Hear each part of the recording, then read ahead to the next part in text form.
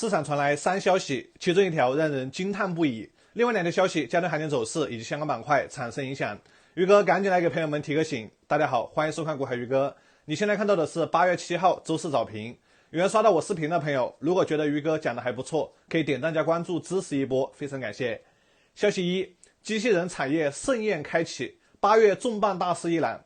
8月的大事主要就是3大会，一个是8月8号的机器人大会，一个是8月13号的具身智能机器人产业大会，还有一个就是8月14号的世界人形机器人的运动会，说明后续刺激政策不少。不过像这一种当天盘中暴拉，晚上处理好的这类套路，大家应该熟悉了，也知道机器人板块周四肯定大部分票都不适合追的，要做就做头部的几个，要么就换板块，从 AI 里去找其他有机会轮动到的方向。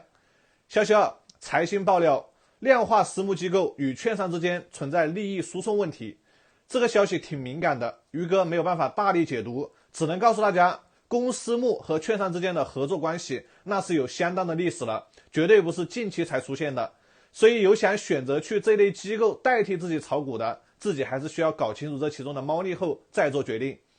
消息3，两融余额重返2万亿，杠杆高了，分析人士称仅为历史峰值的一半。很多朋友担心是不是又像15年那样泡沫又炒大了。其实现在的融资余额占流通市值的比例只有 2.3%， 远低于2015年的峰值 4.7%， 所以大家不用慌，反而这一次的2万亿是市场回暖的信号，不是泡沫的前兆。资金在寻找真机会，而不是盲目加杠杆赌行情，大家要注意好交易节奏，不要盲目跟风加杠杆就行。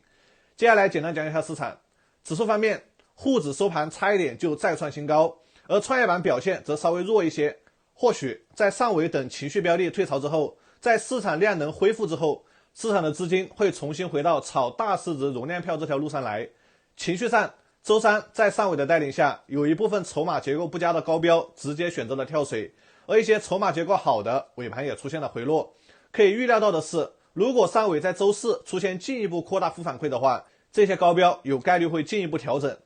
板块方面，周三市场资金重点挖掘了机器人、军工以及 AI 的光刻机等方向。到了周四，以上板块可能会进入分化，唯独是一直没有大高潮的 AI 应用，周四可能会有所表现，这一块大家继续保持好关注。今天的视频先到这里，用借钱炒股，用真心分享，关注股海鱼哥，让投资变得简单。认可的朋友记得长按上面点赞支持一波，非常感谢。本视频仅代表个人观点，不代表投资建议，我们下期视频再见，拜拜。